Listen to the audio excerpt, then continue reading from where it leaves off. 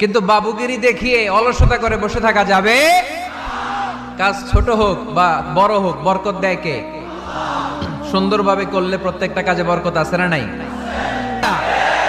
যেটাই করি না কেন কাজ যেন সুন্দর হয়, কাজটা যেন এক্সাম্পল স্থাপন করার মতো হয়, তাহলে ওই কাজে বরকত দিবে কে?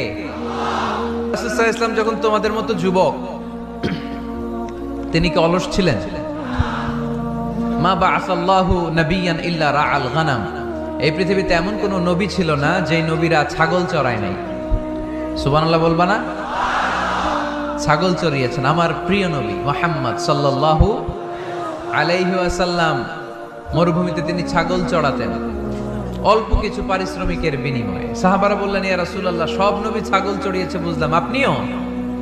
আল্লাহ রাসূল বললেন, হ্যাঁ আমিও